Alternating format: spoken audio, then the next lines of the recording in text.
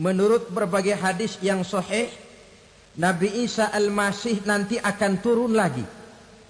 Tidak membawa risalah yang baru, tapi meluruskan risalah Islam ini yang telah banyak ditinggalkan oleh masyarakat. Bahkan ada hadis menjelaskan beliau akan membunuh Nabi, mematahkan kayu-kayu salib, lalu melaksanakan haji dan umrah mengikuti syariat Nabi Muhammad, bukan membawa agama baru. Bapak-bapak, ibu-ibu, saudara-saudara kaum muslimin rahimakumullah. Pada pertemuan yang lalu sudah saya jelaskan bahwa hidup selalu berakhir dengan kematian. Apabila datang kematian menimpa seseorang, datanglah kiamat baginya. Itu yang disebut dengan kiamat kecil. Hakikatnya mati adalah perpindahan dari kehidupan di dunia ini menuju kehidupan di alam barzakh. Menunggu kita di alam barzakh sampai datangnya saat kiamat. Entah 10 tahun, entah 100 tahun, entah 1000 tahun, hanya Allah saja yang maha tahu. Adapun orang-orang beriman yang melakukan amal kebajikan dalam kehidupan di dunia ini, masa penantian yang lama di alam barzakh buat mereka sebentar saja. Tetapi bagi orang-orang kafir yang ingkar, yang tidak beriman kepada Allah, yang hidup di dunia cuma menumpuk-numpuk dosa, tentu penantian di alam barzakh akan merupakan waktu yang sangat lama. Bukankah dalam kehidupan kita waktu itu memang relatif?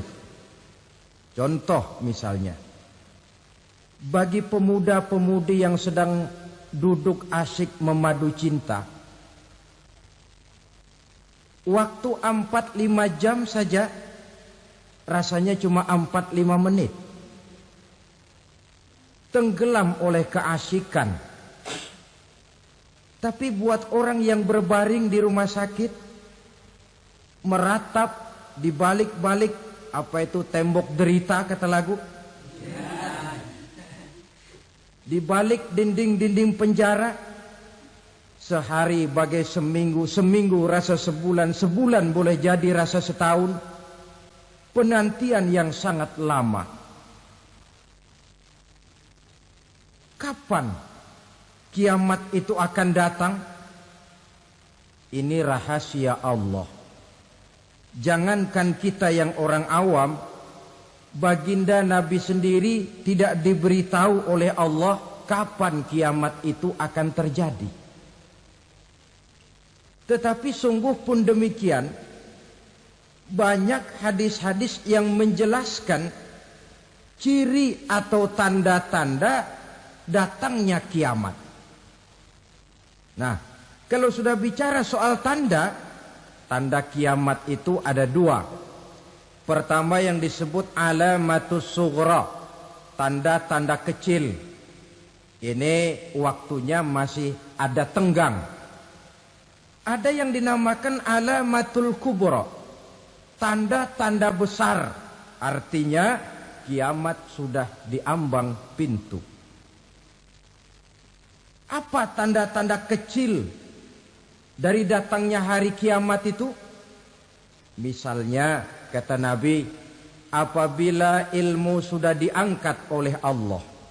Artinya apabila ulama sudah banyak wafat, minat orang belajar agama berkurang, lalu kebodohan nampak merajalela di mana-mana, zina dikerjakan secara terbuka, minuman-minuman keras jadi kebanggaan, itu termasuk di antara tanda-tanda kecil terjadinya hari kiamat.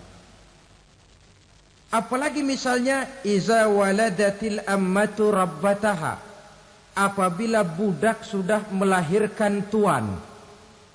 Apa maksudnya? Ada yang mentafsirkan apabila anak sudah bisa membudaki orang tuanya.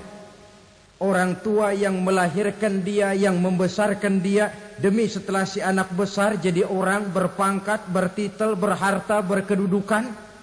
Jadilah orang tua itu budaknya. Sehingga sering dibilang kalau orang tua kaya, anak jadi raja. Tapi kalau anak yang kaya, orang tua sering jadi budak. Apalagi munculnya fitnah yang bergelombang, timbul perang antara dua bangsa yang besar, waktu berjalan terasa sangat pendek sekali. Itu merupakan tanda di antara tanda-tanda kiamat. Termasuk di dalamnya sulit membedakan mana laki, mana perempuan. Kan kalau tanda-tanda kayak begini sekarang sudah banyak kita lihat kan. Ulama banyak wafat, penggantinya sulit. Zina dikerjakan berterang-terangan, minuman keras jadi kebanggaan. Banyak anak membudaki orang tuanya, sulit membedakan mana laki, mana perempuan. Kadang-kadang dari belakang kita lihat perempuan bener, begitu kita colek nengok jenggotan.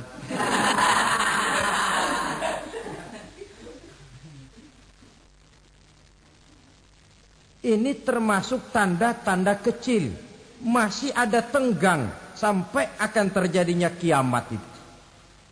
Nah, yang dimaksud dengan tanda-tanda besar, ini tanda besar artinya kiamat sudah di ambang pintu. Pertama, matahari terbit dari sebelah barat. Apabila matahari sudah terbit dari arah sebelah barat, tertutuplah sudah pintu taubat. Bersabda Nabi kita, la taqumus sa'atu hatta tatlu'a syamsu min maghribiha. Tidak akan datang hari kiamat sampai matahari terbit dari arah sebelah barat. Wa iza tala'at, manakala matahari telah terbit dari arah sebelah barat, wara'ahan nasu, manusia banyak menyaksikan itu, amanu ajma'un, mereka pun lalu beriman. Yang tadinya kafir, yang tadinya ingkar, yang tadinya membangkang, setelah melihat matahari terbit dari sebelah barat, buru-buru beriman, berlomba-lomba mengucap dua kalimat syahadat. Tapi apa yang terjadi? Kata Nabi, wadzalika hina la yanfa'u nafsan imanuha lam takun amanat min qabl. Hari itu adalah hari yang iman sudah tidak berguna lagi bagi seseorang apabila sebelumnya memang dia tidak pernah beriman.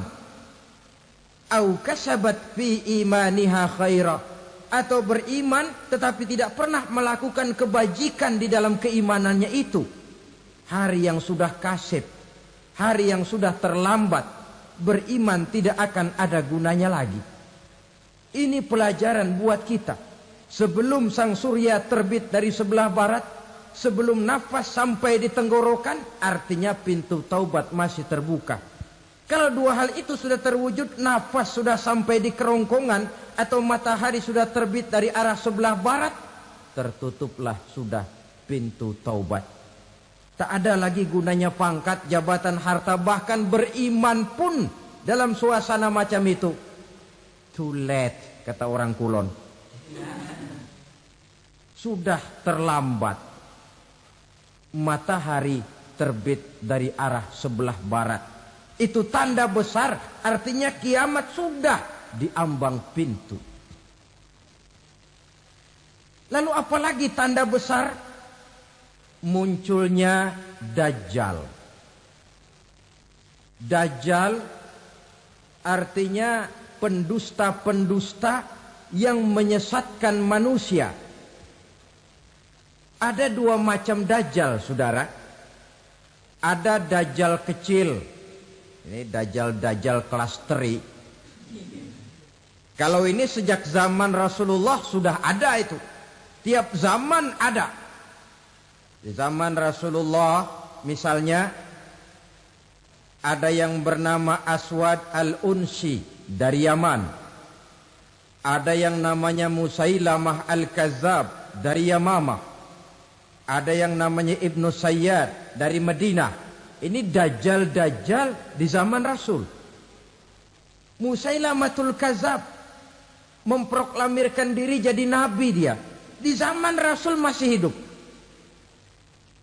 Ini dajjal zaman Nabi. Di zaman sahabat muncul dajjal-dajjal. Di zaman kita sekarang ini dajjal-dajjal pun gentayangan. Dajjal-dajjal kelas teri. Kerjanya mendustakan manusia, menyesatkan manusia, memalingkan manusia dari jalan yang benar dan diridhoi oleh Allah Subhanahu wa taala. Adapun yang merupakan tanda besar dari datangnya kiamat, dajjal-dajjal kelas kakap.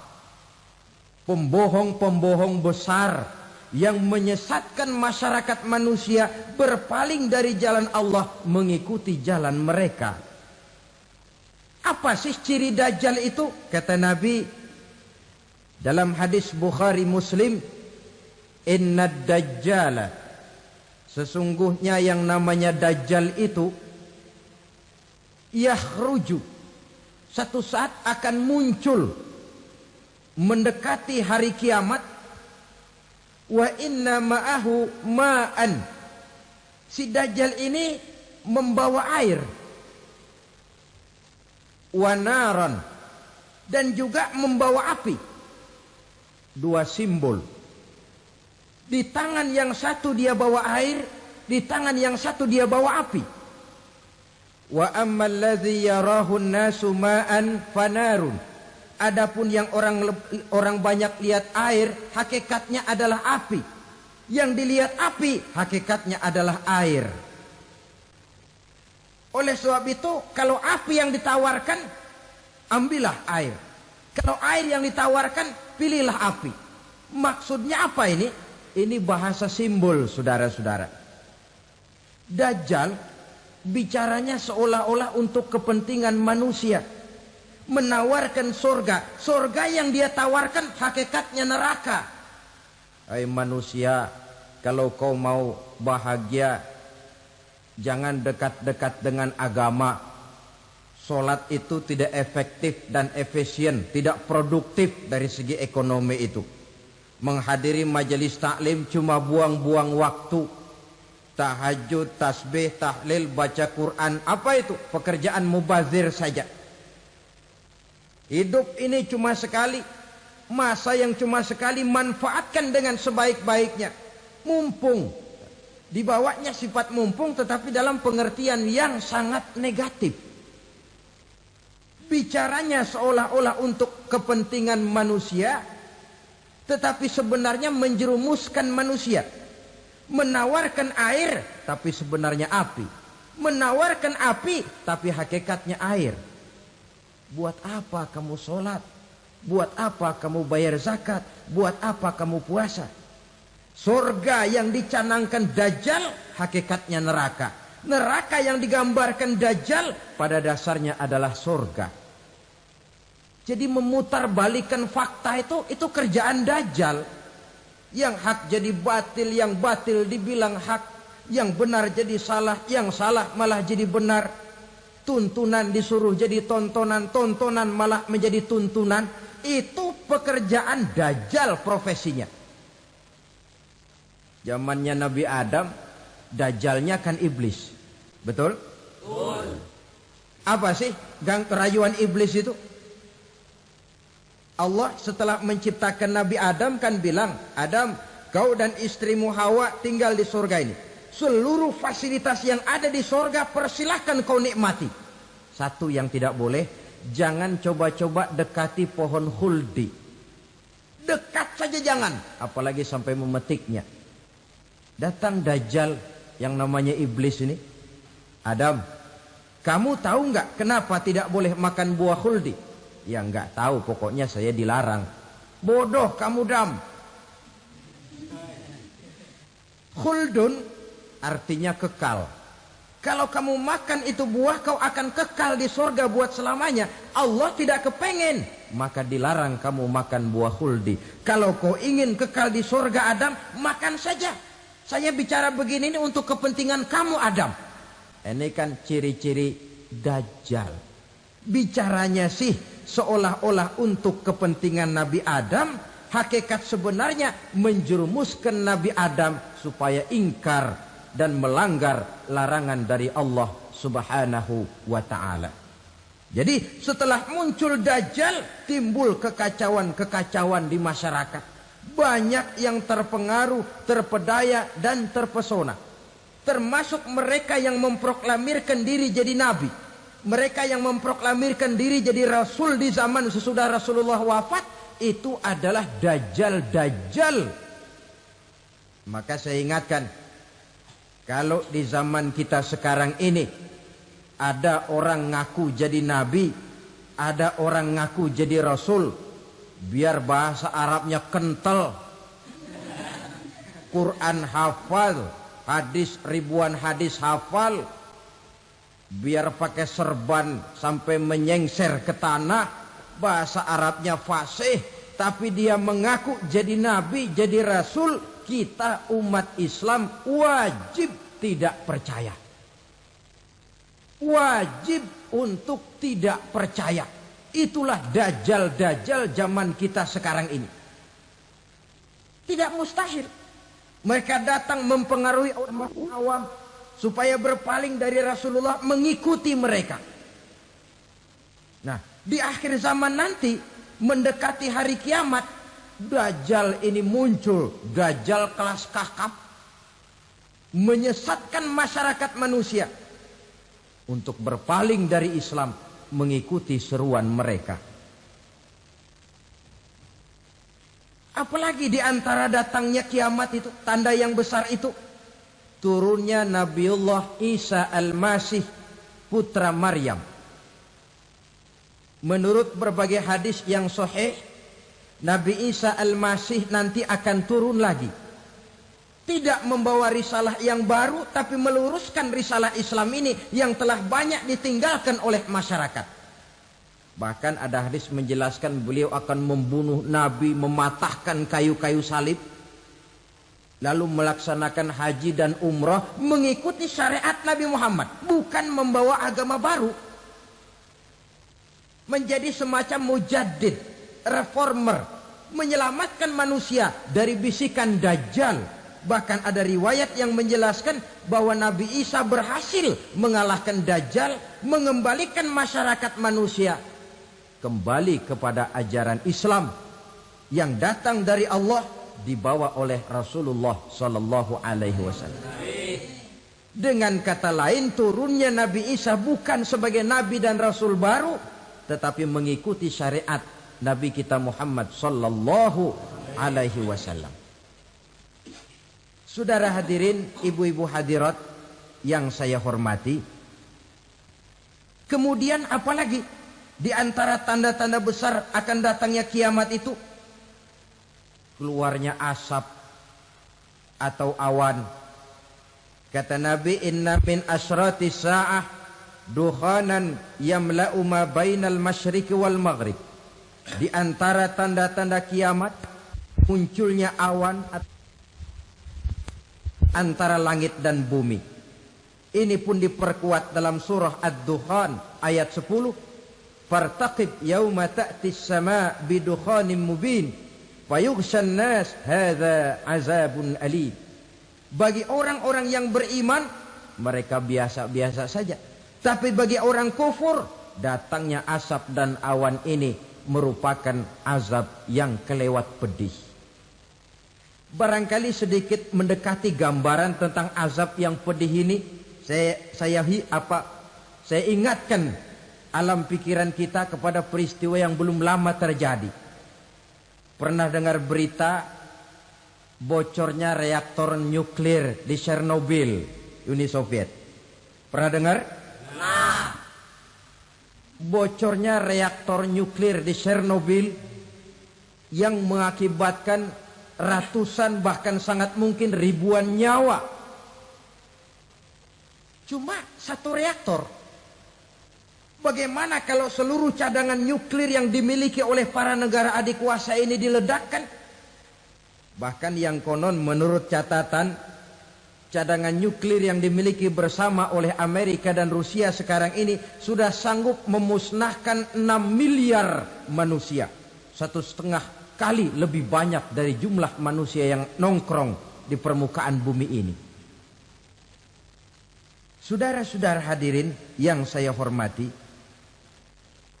lalu saat mendekati hari kiamat, apalagi tandanya? Setelah Nabi Isa wafat, pada saat turunnya yang kedua kali, lalu Allah meniupkan angin sejuk. Semua orang-orang beriman, orang-orang baik wafat. Sehingga penghuni bumi ini cuma tinggal lagi terdiri dari orang-orang kafir. Tidak ada lagi di bumi ini yang bisa mengucapkan Allah. Sehingga dalam hadis qudsi itu ada keterangan, Innallaha azza wa jalla yaqulu li Israfil. Allah pernah pesan kepada malaikat Israfil. Kata Allah, Israfil, Iza sami'ta qailan yaqul Allah Allah fa akhirin nafah 40 sanatan ikraman liqailiha. Hai Israfil, apabila kau dengar di permukaan bumi masih banyak orang yang mengucapkan Allah Allah, maka tunda sangkakala kiamat itu 40 tahun. Untuk apa? Ikraman liqailiha, menghormati orang yang mengucapkan Allah Allah itu. Wah, jadi karena sekarang masih banyak yang mengucapkan Allah, besar hatilah kita, masih jauh kiamat itu. Tapi jangan lupa, kiamat pribadi, kiamat kecil itu yang gak kita sangka-sangka. Ajal datang mencabut nyawa, itu kiamat pribadi. Dan itu yang pasti kita hadapi. Dan itu yang membuat kita tidak boleh bersikap main-main di dalam kehidupan sekarang ini. Saudara hadirin yang saya hormati, tidak ada lagi orang-orang muslim. Seluruh penduduk dunia ini kafir. Lalu terciptalah struktur sosial yang berlandaskan prinsip hidup semau gue. Bakal terjadilah prinsip di mana yang kaya menyantap yang miskin, yang kuat menindas yang lemah. Hidup sudah bagaikan di rimba belantara. Berlaku hukum rimba. Siapa yang kuat dia yang menang. Siapa yang lemah menjadi mangsa. Timbul kekacauan. Maksiat merajalela. Munkarat menjadi-jadi. Sehingga isi bumi ini penuh dengan segala macam perbuatan dosa. Tidak ada perlunya lagi alam diperpanjang temponya. Datang saat yang sudah dijanjikan oleh Allah Azza wa Jalla, maka terjadilah yang disebut kiamat kubra, kiamat besar, kiamat ancur-ancuran.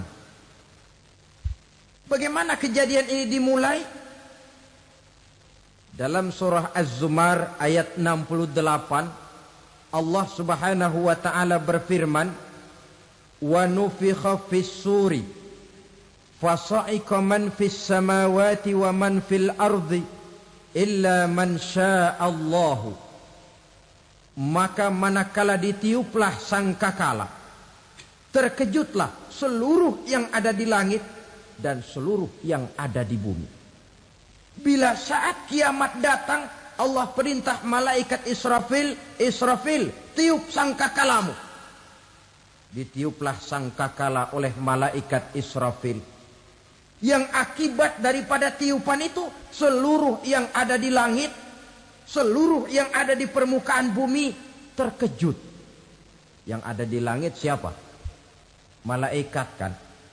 Bayangin aja kalau malaikat kaget, apalagi kita. Terkejut seluruh makhluk yang ada di bumi, yang ada di langit mendengar suara sangkakala itu. Bunyinya tidak sanggup kita bayangkan dahsyatnya. Ledakan nuklir, ledakan neutron, belum apa-apa ketimbang bunyi sangkakala malaikat Israfil ini. Nah, lalu mendengar bunyi sangkakala ini, Gemparlah makhluk, kacaulah alam. Bumi gempa, planet-planet bertabrakan, gunung meletus, air laut tumpah ke darat, angin topan bertiup, halilintar menyambar. Lalu semua yang bernama hidup mati total. Mati bareng tanpa persiapan. La haula wala quwata illa billah. Saya kadang-kadang dalam tafakur bermohon, ya Allah, mudah-mudahan saya enggak nemuin kiamat beneran. Ngeri. Tidak bisa kita bayangkan macam apa suasana seperti itu. Allah saja banyak memberikan gambaran, misalnya Al-Qari'ah, wa mal qari'ah, wa ma adraka mal qari'ah. Kejadian yang menggemparkan. Tahukah kamu apa kejadian yang menggemparkan itu? Yauma yakunun nasu kal farasil mabsus wa takunul jibalu kal ihnil manfus. Pada saat itu manusia berterbangan bagai kupu-kupu. Gunung berterbangan seperti kapas ditiup angin. Gunung saja macam kapas, konon lagi manusia. Kematian total, mulai semut sampai gajah mati. Jin mati, iblis mati, malaikat mati. Malaikat saja mati. Saudara hadirin yang saya hormati, kematian total yang tanpa persiapan. Orang bilang, Pak, kalau mati bareng begitu yang repot malaikat maut dong ya. Cabut sana, cabut sini. Itu kalau menurut logika kita. Mestinya begitu menurut logika. Tapi logika juga yang nggak perlu serepot itu. Sebab untuk mematikan listrik di wilayah DKI, di wilayah Jakarta, nggak perlu tiap rumah didatengin, matiin, ya lama. Cukup dari kantor pusatnya saja PLN tekan satu tombol, gelaplah seluruh Jakarta. Saudara hadirin yang saya hormati, kematian total. Lalu setelah kematian total, planet-planet juga mati, dalam arti tidak bergerak dan beredar. Angin mati, dalam arti tidak bertiup. Air mati, dalam arti tidak ada riak gelombang. Pokoknya semua mati. Kullu nafsin za'iqatul maut. Semua yang bernafas mati. Dalam ayat lain, kullu man 'alaiha fan. Semua yang ada di permukaan bumi fana. Yang kekal cuma Allah Subhanahu wa ta'ala. Yang paling belakang mati, malaikat maut dan malaikat Israfil. Tapi mati juga sesuai dengan janji Allah. 40 lamanya. Tidak dijelaskan oleh Abi Hurairah 40 jam, apa 40 hari, apa 40 tahun.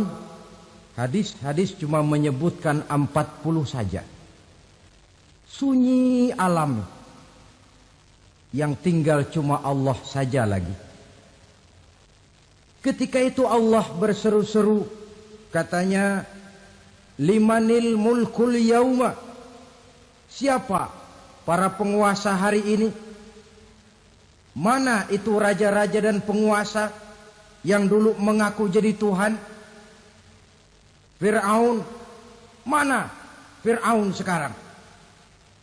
Yang dulu jadi raja, merasa berhasil, sombong, lalu tidak mau turun-turun dari kekuasaannya, sampai kepada puncak kekurang ajarannya mengangkat diri jadi Tuhan. Mana itu Fir'aun? Namrus. Mana sekarang Namrus? La ilaha illa ana. Ternyata tidak ada Tuhan lain selain daripada aku, kata Allah. Proses kemudian, saudara-saudara, turunlah hujan dari langit. 40 lamanya hujan itu. Tidak jelas juga 40 jam apa 40 hari. Setelah air turun membasahi, datanglah tiupan sangkakala yang kedua. Semua yang bernama mati bangkit dari kuburnya masing-masing. Ini yang disebut Yaumul Ba'thi, hari kebangkitan. Allahu Akbar. Pada saat kita bangkit dari kubur kita masing-masing, kumpul di padang mahsyar namanya. Bayangin aja, saya sendiri nggak sanggup bayangin. Manusia sejak zaman Adam sampai zaman kiamat kumpul bareng di tempat sama.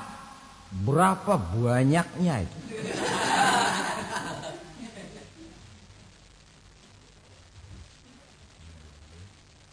Dan yang luar biasa menurut satu riwayat, pada saat bangkit itu, Masya Allah, roman muka kita berubah. Disesuaikan dengan amalan kita waktu di dunia ini. Barang siapa yang waktu di dunia amalannya itu amalan tikus, di akhirat nanti dia bangkit dari kubur, mukanya seperti muka tikus.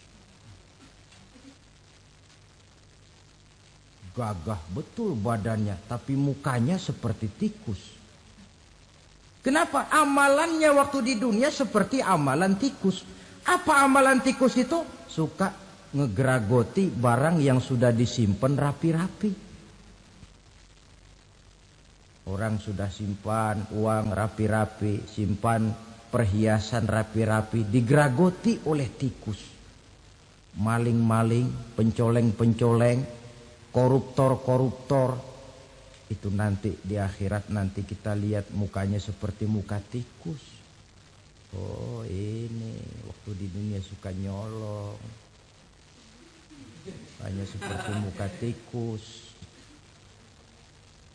Barang siapa yang waktu di dunia ini amalannya itu amalan macan, dia akan bangkit nanti mukanya seperti muka macan. Apa amalan macan? Macan itu amalannya menang-menangan. Orang yang mau menang saja nggak mau mengalah. Coba lihat di hutan.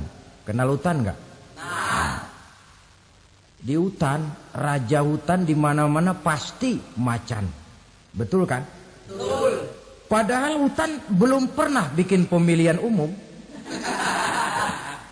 Tapi macan tidak peduli ada pemilihan umum apa tidak, pokok saya raja. Sebab apa? Macan jadi raja itu bukan karena benar, tapi karena kuat jadi raja. Setelah dia jadi raja, rakyat hutan yang mesti dilindungi malah dimakan oleh raja macan. Kambing rakyat hutan dimakan oleh macan. Ayam rakyat hutan dimakan oleh macan. Itu nanti kita lihat di akhirat itu mukanya seperti muka macan, gagah betul. Lalu barang siapa yang di dunia ini amalannya itu seperti amalan anjing, nanti dia punya muka seperti muka anjing. Apa amalan anjing? Pertama, anjing itu kalau disuruh jaga rumah, dia tidak bisa membedakan mana maling, mana tamu. Biar yang datang maling, kalau bawa tulang, anjing kalem. Yang kedua, anjing itu akan setia kepada siapa saja yang memberinya roti. Siapa yang memberinya roti, itulah majikannya.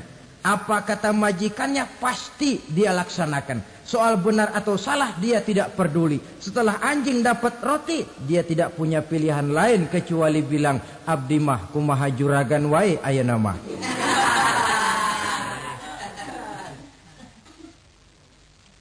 Saudara hadirin yang saya hormati, berkumpul di padang mahsyar, tiap orang sibuk dengan persoalannya masing-masing. Matahari waktu itu didekatkan oleh Allah. Panas luar biasa. Ada yang saking panasnya itu mencucurkan peluh keringat sampai sebatas mata kakinya. Ada yang keringatnya sampai sedengkulnya. Ada yang keringatnya sampai sepusatnya. Ada yang keringatnya mengalir sampai sebahunya. Ada yang kelelap oleh keringatnya sendiri. Sementara orang di sampingnya enggak apa-apa. Bergantung lagi amalan dia waktu di dunia ini. Saudara-saudara, sebagian orang dalam kepanikan padang mahsyar berombong-rombong datang mereka menghadap Nabi Adam. Ya Adam, anta abal bashar. Hai Adam, Tuhan adalah bapak moyang manusia. Kami sebentar lagi akan disidang, dimintakan pertanggungan jawab. Tolonglah kami, hai Adam. Kata Nabi Adam, jangankan nolongin sampean, saya sendiri tanggung jawab di hadapan Allah ketika dulu tidak boleh makan khuldi, saya serobot. Sudahlah, urus diri masing-masing saja, nafsi. Begitu kata Nabi Nuh, begitu kata Nabi Ibrahim. Tiap orang bertanggung jawab sendiri-sendiri. Ketika itulah saudara-saudara, nikmatnya menjadi umat Nabi besar Muhammad sallallahu alaihi wasallam. Sebab apa? Walaupun menurut abjad kita ini umat paling belakang, paling belakang kita ini toh, karena Nabi Muhammad adalah Nabi akhir. Tapi akan dihisap lebih dulu, lewat di atas sirat lebih dulu, masuk surga lebih dahulu ketimbang umat-umat belakangan. Ketika Rasul mendekati ajal, beliau tanyakan itu kepada malaikat Jibril.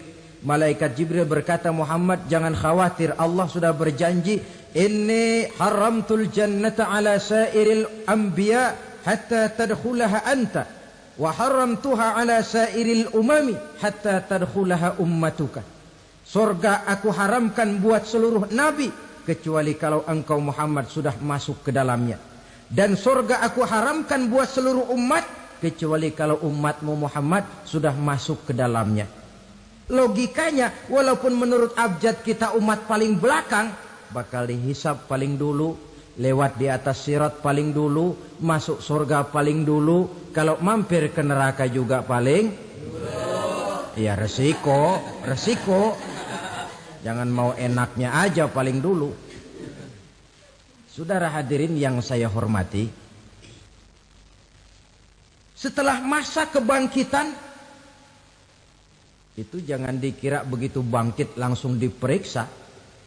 Masih menunggu menanti ribuan tahun perhitungan padang mahsyar untuk sampai kepada proses yang disebut yaumul hisab, hari perhitungan. Seorang demi seorang bakal dipanggil. Bayangkan saja, kita se-RT saja di absen, kadang-kadang perlu waktu lama. Ini manusia sejak zaman Nabi Adam sampai datang hari kiamat, satu demi satu disidang di hadapan Qadhi Rabbul Jalil. Status sosial copot sudah waktu itu. Yang pernah jadi hartawan di situ tidak lagi kelihatan kehartawanannya. Yang pernah jadi jenderal tidak lagi dipanggil jenderalnya. Yang ustadz tidak lagi dipanggil al-mukarramnya. Seluruh status sosial selesai. Dipanggillah kita seorang demi seorang menghadap Qadhi Rabbul Jalil. Bagaimana proses penghisaban itu? Pertama proses tanya jawab. Di antaranya ada hadis menyatakan, lan tazula qadama 'abdin yaumal qiyamah hatta yus'ala an arba'i khisalin. Besok di hari kiamat tidak akan bergeser telapak kaki seorang hamba sampai dia ditanya lebih dulu tentang 4 persoalan. Tentang ilmunya. Kemana ilmu itu diamalkan? Tentang umurnya. Di mana umur itu dihabiskan? Tentang masa mudanya. Kemana masa muda itu dipakai? tentang hartanya, dari mana harta itu didapat dan kemana harta itu dibelanjakan. Ini termasuk proses tanya jawab. Jadi kalau istilah pengadilan dunia, nama Fulan bin Fulan. Kamu waktu di dunia diberikan umur panjang untuk apa? Pernah mengalami masa muda, kemana kau habiskan masa remajamu? Kau diamanahkan ilmu, dengan apa ilmumu kau amalkan? Kau diberikan harta, dari mana harta kau dapat, kemana kau belanjakan? Tak seorang pun yang bisa mungkir. Sebab apa? Dikala itu yang menjadi saksi bukan orang. Yang menjadi saksi adalah seluruh anggota badan kita. Tangan bicara, kaki jadi saksi terhadap seluruh amalan yang pernah kita kerjakan pada saat kehidupan di alam dunia ini. Selesai proses tanya jawab, lalu diperlihatkan buku catatan kita waktu hidup di dunia ini. Jangan lupa Allah itu menyiapkan 2 superkomputer kepada kita. Sebelah ditempelin sebelah kanan, yang sebelah tempelin di sebelah kiri. Komputer itu namanya Raqib dan Atid. 2 malaikat yang apabila baik kita lakukan, refleks saja akan menulis kebajikan kita. Jahat kita kerjakan, akan tertulis. Catatan itu nanti diperlihatkan kepada kita. Waduh, alangkah malunya pada saat diperlihatkan catatan kita, buku rapot kita merah melulu.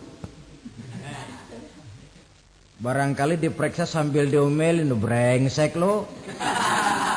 Buku merah melulu begini bagaimana waktu hidup di dunia?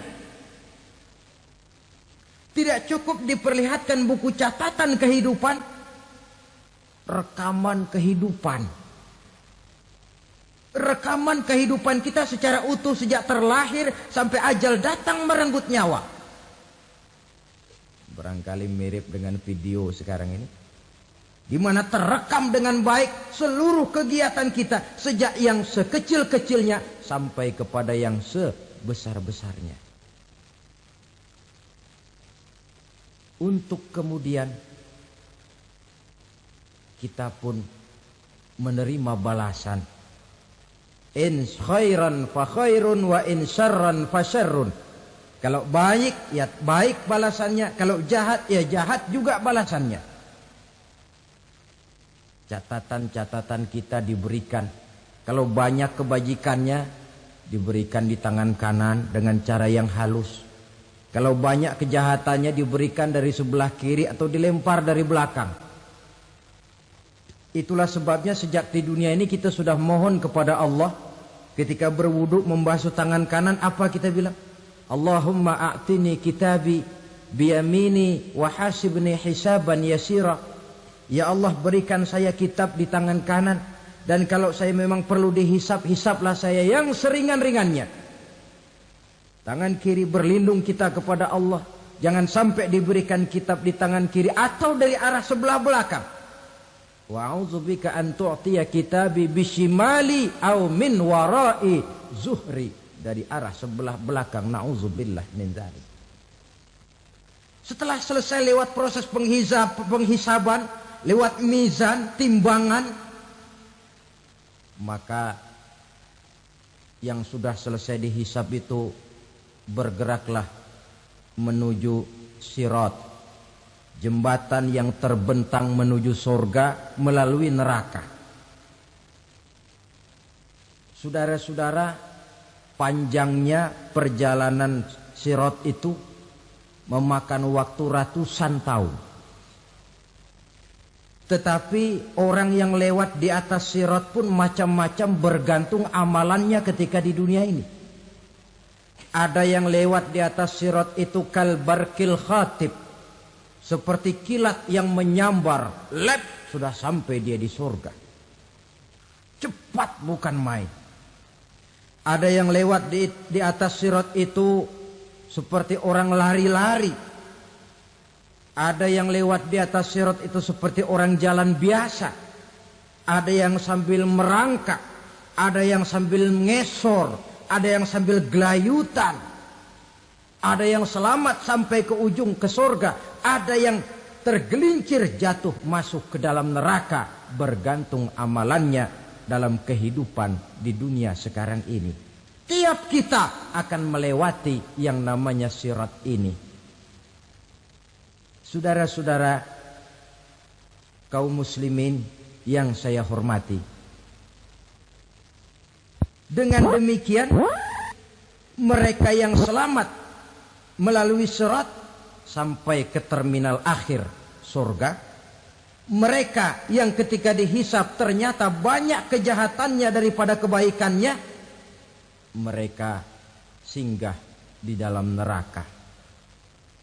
Nah, adapun orang-orang yang beriman menurut ayat Quran dan hadis Nabi itu nanti ada bermacam-macam. Ada orang beriman itu yang dimasukkan surga. Ada orang beriman itu yang dimasukkan ke dalam surga. Ada orang beriman itu yang disebut penduduk surga. Kenapa lain-lain, Pak? Karena waktu di dunia amalannya juga lain-lain. Ada orang beriman yang masuk surga. Ini paling murah tiketnya. Mau masuk surga? Kata Nabi begini, ma min abdin qala la ilaha illallah thumma mata ala dhalik illa dakhalal jannah. Kalau seorang hamba sudah mengucap dua kalimat syahadat, dia yakin dengan kebenaran kalimat itu sampai matinya, orang itu akan masuk surga. Abi Dzar yang waktu itu diajak bicara heran, ya Rasul kok gampang betul? Iya. Walaupun orang itu mencuri, iya. Walaupun orang itu berzina, iya. Biar dia mencuri, biar dia berzina, kalau dia sudah mengucap dua kalimat syahadat, dia yakin dengan kebenaran kalimat itu sampai matinya, itu orang akan masuk surga. Jadi masuk surga cukup dua kalimat syahadat, yakin sampai mati, masuk surga. Itu perkara masuk. Tapi kalau pertanyaannya diterusin, masuknya kapan, Pak? Nah, ini lain lagi urusannya. Sebab ada yang masuknya itu langsung, ada yang mampir dulu. Di sana tempat cuma dua, kalau tidak surga, neraka. Mau ke surga tapi mampir dulu, yang mampirnya jelas di neraka. Kenapa? Dalam hadis qudsi ada riwayat, nanti itu di akhirat, setelah Allah selesai mengatur penduduk surga masuk surga, yang neraka masuk neraka, Allah berkata kepada malaikat Malik, malaikat Malik, labaik ya Allah. Itu bajingan-bajingan tengik, manusia-manusia durjana yang waktu di dunia tidak mau sujud, jauh dari ulama, gemar melakukan yang munkarat dan maksiat, hidup di tengah masyarakat selalu jadi bibit keonaran, kufur, sudah masuk neraka semua. Sudah ya Allah. Nah, kalau sudah, coba sekarang kamu masuk, Malik. Saya, iya, masuk neraka. Mau apa ya Allah? Kata Allah, akhriju minan nar man kana fi qalbihi misqala habbatin min khardalin min iman. Kau masuk neraka, cari di dalam neraka orang-orang yang ada imannya walaupun kecil sebesar biji zarah, angkat mereka keluar. Masuk malaikat Malik ke neraka, cari orang yang ada imannya, korek-korek. Ya repot, udah pada gosong. Yang ada imannya diangkat ke atas, yang ada imannya diangkat ke atas. Lalu dimandikan di Nahrul Hayat, namanya sungai kehidupan di akhirat nanti. Cakep lagi rupanya, bersih lagi wajahnya, apel di hadapan Allah. Kata Allah, bagaimana mas? Kapok nggak sampean? Kapok ya Allah. Nah, kalau kapok, idhab fadkhulil jannah, pergi masuk surga sana. Berangkat mereka ke surga. ketemu sama teman-temannya yang udah sampai lebih dulu, yang nggak pakai mampir lagi. Terjadi dialog. Kata teman-temannya yang udah pada nyampe duluan, Mas, iya, emang baru sampai? Saya baru sampai. Memang mampir di mana dulu, Mas? Kita sudah lama sampai di surga. Saudara buka surah Al-Muddatsir ayat 34-35. Masalakakum fis saqar? Kenapa kamu mampir di neraka Saqar? Qalu lam nakum minal musallin. Mereka menjawab, kami mampir di neraka Saqar, Mas, gara-gara dulunya kami waktu di dunia tidak pernah sholat. Tidak pernah sholat? Tidak pernah. Kan rumahnya dekat masjid. Cuma dekat doang, Mas. Sholat mah enggak saya. Enggak pernah ngasih makan fakir miskin. Enggak pernah hadir di majelis taklim. Pendeknya enggak pernah melakukan kebajikan. Maka saya pun mampir di neraka Saqar. Untung betul saya punya iman, Mas, sedikit. Waktu hidup di dunia dulu saya pernah mengucap 2 kalimat syahadat. Sekali-kalinya waktu mau kawin. Masya Allah. Untung saja kawin. Kalau nggak kawin, polos.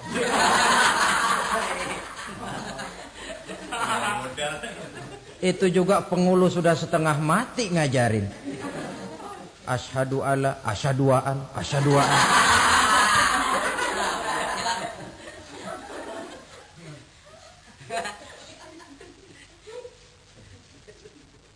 Ini namanya masuk surga. Ada mampir dulu. Ada pula orang mukmin itu yang dimasukkan surga. Namanya dimasukkan kan terima beres. Saya masuk ke rumah, jalan sendiri, cari tempat sendiri. Saya dimasukkan ke dalam rumah, terima beres. Pokok ada di dalam, itu dimasukkan namanya. Nggak pakai mampir. Tapi tentu tiketnya lebih mahal ketimbang yang pertama tadi. Apa kata Allah? Innal ladzina amanu wa amilus salihat la ukaffiranna anhum sayyi'atihim wa la udkhilannahum jannah. Sesungguhnya orang-orang yang beriman kemudian beramal soleh, kami hapuskan segala dosa dan kesalahannya, kami masukkan mereka ke dalam surga. Lihat ayatnya. Allah yang memasukkan, kita yang dimasukkan. Tidak pakai transit, tidak usah mampir. Cuma tidak cukup syahadat, tidak cukup amanu, tapi diiringi dengan wa'amilus salih. Iman, amal. Tidak cukup syahadat, lalu dibuktikan dia sholat, dia zakat, puasa, lalu dia melakukan berbagai macam kebajikan. Ini yang menyebabkan dia tidak pakai mampir di tempat yang bernama Saqar. Lalu ada pula orang mukmin itu yang disebut penduduk sorga. Wah, ini sudah VIP ini. Ashabul jannah, penduduk sorga. Siapa mereka? Kata Allah, innal ladzina amanu summa istaqamu fala khaufun alaihim wala hum yahzanun ulaika ashabul jannah hum fiha khalidun. Sesungguhnya orang-orang yang beriman lalu istiqamah, tetap dalam melaksanakan perintah Allah, tidak goyah, tidak labil tapi stabil, istiqamah, mereka tidak takut dan tidak bersedih hati. Merekalah penduduk surga. Iman, istiqamah. Tidak punya duit, sembahyang. Banyak duit, sembahyang. Miskin, sembahyang. Kaya, tetap sembahyang. Istiqamah. Kadang orang kalau susah rajin ke masjid, banyak duitnya ngelihat masjid melengos. Waktu miskin hamba Allah, setelah kaya jadi hamba harta. Bergeser, tidak ada nilai istiqomahnya. Saudara-saudara, dengan begitu penduduk neraka itu dua. Ada penduduk permanen, ada penduduk yang semi permanen. Yang semi permanen orang-orang beriman yang mempunyai dosa besar. Mereka masuk ke neraka untuk menerima azab sesuai dengan dosanya. Bila selesai masa azab itu, mereka akan diangkat untuk ditempatkan kembali ke dalam surganya Allah Subhanahu wa ta'ala. Nah, dikala itulah saudara-saudara, ada yang disebut syafaat dari Rasulullah Sallallahu Alaihi Wasallam. Tapi tentu jangan lupa, syafaat ini ibarat kain menambal dia. Kita punya kain bolong-bolong sedikit, syafaat yang menambal. Solat kita ada kurang dikit, sedekah kita ada campur riak dikit, amalan kita ada tidak karena Allah dikit. Kita berharap syafaat. Jadi biarlah kain masih bolong-bolong, yang penting punya kain. Tapi kalau kainnya tidak ada, yang ditambal apanya? Sholat tidak, puasa tidak, zakat tidak, berharap syafaat saja. Ya, terlalu berlebihan itu.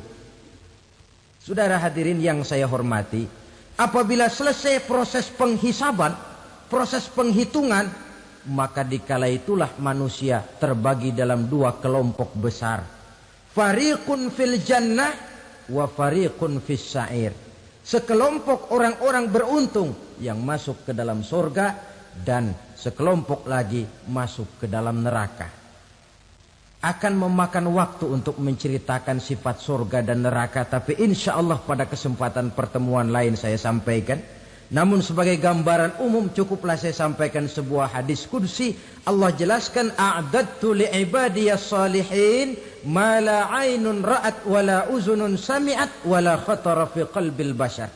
Aku sediakan buat hamba-hambaku yang soleh, yang tidak pernah terlihat oleh mata, tidak pernah terdengar oleh telinga, dan belum pernah terdetik dalam hati manusia. Jadi kenikmatan surga belum pernah dilihat mata, belum pernah didengar telinga, belum pernah terdetik dalam hati. Pedihnya azab neraka belum pernah terlihat mata, belum pernah terdengar telinga, belum pernah terdetik dalam hati. Saudara hadirin yang saya hormati, oleh karena itu sebagai uraian akhir daripada kiamat ini, marilah sama-sama kita memanfaatkan hidup dengan sebaik-baiknya, supaya jangan timbul penyesalan di hari kemudian nanti. Mudah-mudahan kita seluruhnya diselamatkan Allah dari azab neraka dan mendapat surga dan ridhonya. Sekian dan demikianlah. Assalamualaikum warahmatullahi wabarakatuh. Jumpa lagi di channel YouTuber cilik kita, Baran Arfadiazani. Sore ini kita akan sidak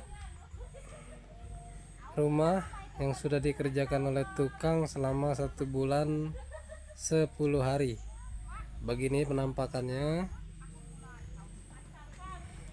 Oke.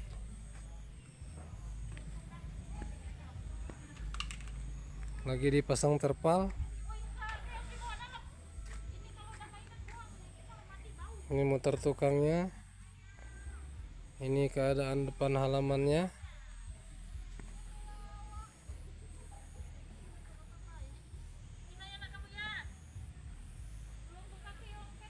Suasana di sore hari ini.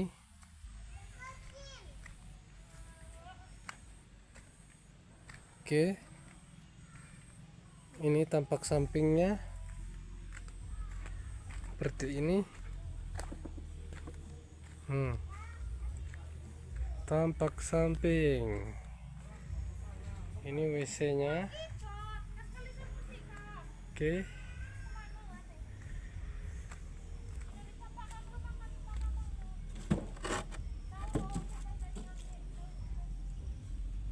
Ini belakang. Tampak belakang.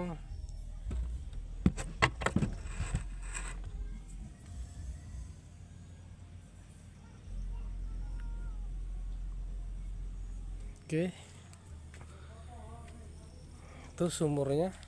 Ini tampak belakang ya. Pintunya sudah jadi. Baik, kita kembali ke depan. Ini untuk tempat penjemurannya. Ada pohon buah naga, batang kates. Oke, itu dia. Jendelanya ada 2 di samping ya. Oke. Oke, kita masuk.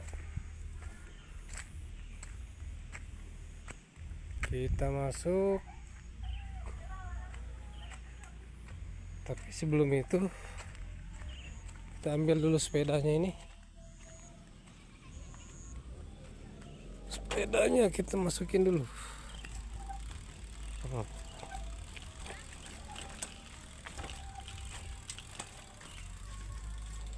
Oke, ini dia tampak pintu bagian depan, sudah ada meteran listriknya dan lampu. Oke, di sana dapur tungkunya untuk masak air. Begini keadaannya.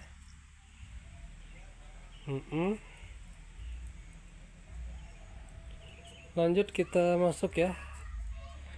Ini hasil pintu minimalisnya. Oke. Pintu minimalis. Kita buka. Oke. Beginilah keadaannya. Oke. Nah, ini hasilnya. Rumah kita sudah jadi. Sudah ditunggu. Tuh jam menunjukkan pukul 6 kurang seperempat waktu Indonesia bagian barat ya.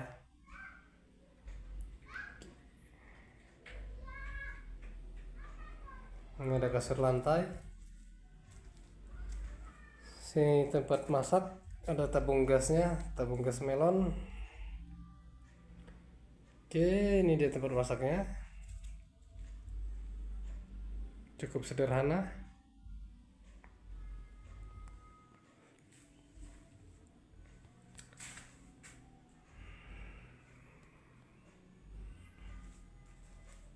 Untuk kamarnya kita lihat agak gelap. Wah, ini dia kamarnya.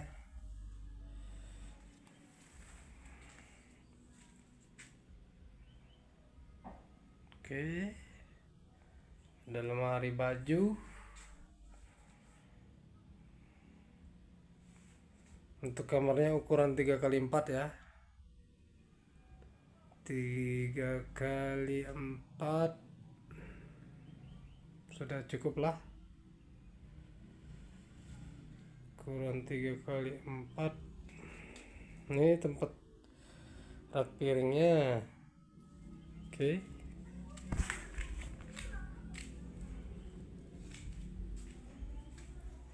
Oke. Ini tampak dalam sebelum keluar pintunya. Kita keluar, buka pintu. Nah, ini dia Anindita namanya. Ini pulang main ini, habis pulang di Celaku. Yang benar, yang bagus. Sana langsung ke sini. Ini YouTuber cilik kita Baran Arfadiazani. Halo guys, halo. Tangannya halo. Say hi. Halo, haloin. Dan ibundanya Bujang Dong. Halo, nak. Ambil sendal. Enggak ngurusin itu dulu, nak. Ambil ada tasnya. Ambil sendal itu dulu ke WC. Enggak. Hei, ini direkam. Jangan galak-galak. Penting nggak Biasa, ibu rumah tangga nih emosi sedikit. Ambil sendalnya sayang. Ayo jangan malu. Ini Baran Arfadiazani, Bujang Dong. Oke.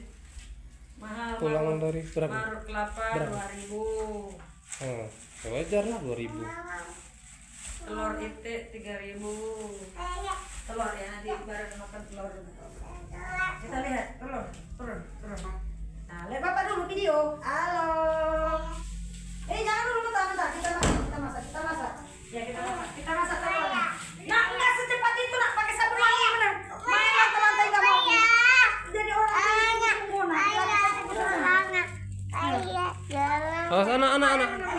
disikat, digosok sama ke kuku jari-jari. Ambil sikatnya. Makan telur. Ibu tanya mau telur. Sini lagi deh, sini lagi deh. Ayo ambil telur. Situ, lihat bapak. Ya, mana telurnya ya? Itu. Ini apa namanya?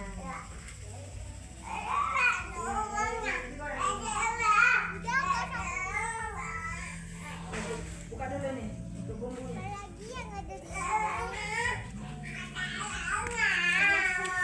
Tas kemana? Sana, cuci benar. Ini apa ini namanya? Telur ya, kita masak ya. Oke teman-teman, kita masak telur. Ya sini. Ya duduk, bareng duduk. Iya kita goreng ya. Mentah sayang. Cuci dulu, cuci. Oh ya deh. Masya Allah. Apa? Telur? Iya beli 2. Masya Allah. Bakso segitu lah Den, becek sana tuh. Mil mangkok. Iya, itu dia. Minta mau kasih berbagi. Kasih biar dia nggak nangis kasih. Apa? Enggak sehat nak. Aduh, celana tuh yang benar nak. Yang benar dari ini. Udah cuci semua salin. Malu di video. Sana di dalam lemari. Ya ke sana dulu nak, salin dulu nak. Enggak. Nah. Marah? Tutup. Dah. Mas nomor. Buka dulu bebar tuh, buka dulu. Oke teman-teman, inilah kehebohan di sore hari. Biasalah, anak-anak kalau punya anak ribut.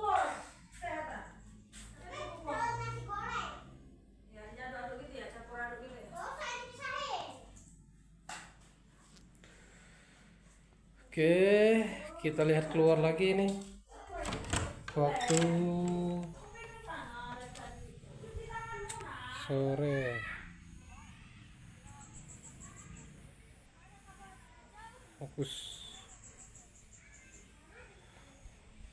Fokus. Kita lihat tampak pegunungan ya, yang diselimuti kabut. Itu dia gunungnya.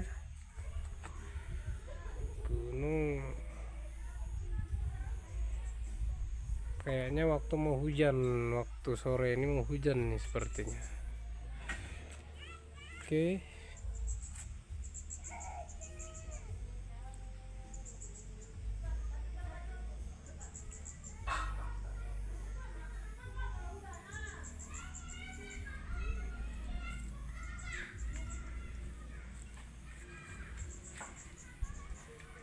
Kita lihat. Nah ya, ini tumpukan bata, sisa-sisa pembangunan masih ada ya.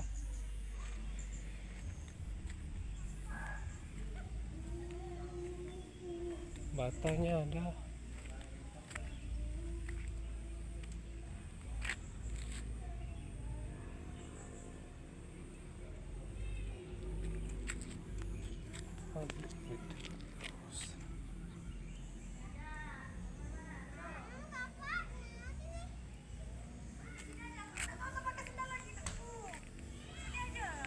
Ya, tampak bagian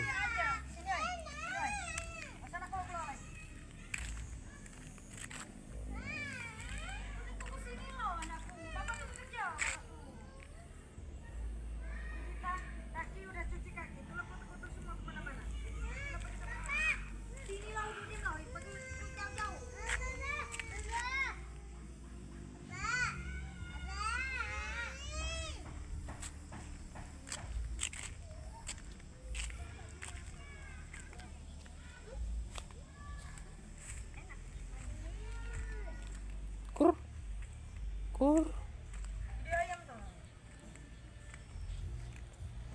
Oke, sekian Dan terima kasih. Kita kembali lagi Dadah. Dadah ini besok dulu sana. lagi. Dadah. Kesana. Dadah. Assalamualaikum warahmatullahi wabarakatuh.